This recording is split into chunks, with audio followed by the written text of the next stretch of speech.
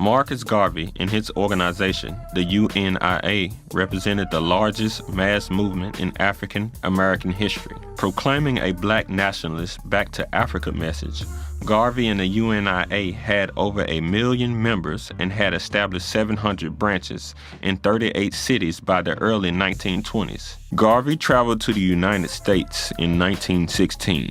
He settled in New York City and formed a UNIA chapter in Harlem. There he promoted a separatist philosophy of social, political, and economic freedom for blacks. He held large branch meetings where entire families gathered for a day of debates, fashion shows, classical music plays, and theatrical acts. With the UNIA, Garvey gave his followers, who were dispossessed amongst the majority, a sense of belonging. For the young people, there was the UNIA Juvenile Division, where children studied the Bible, the doctrine of the UNIA, and the history of Africa. Girls were taught sewing, boys woodcraft, and both received further instruction in black history and etiquette.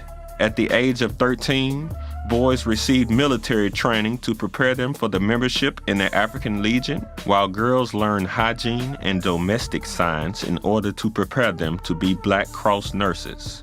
There was also the Motor Corps, where members were trained in military discipline and automobile driving and repair. In 1918, Garvey began publishing the widely distributed newspaper, Negro World, to convey his message.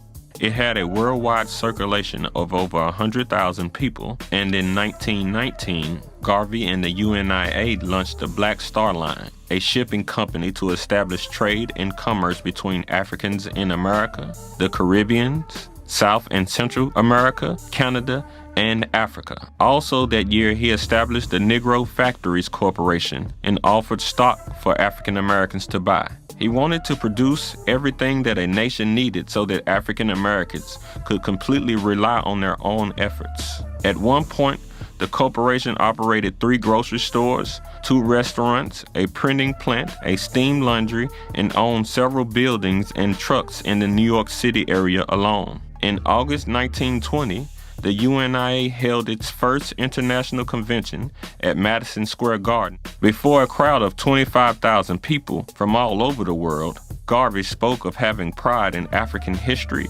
and culture.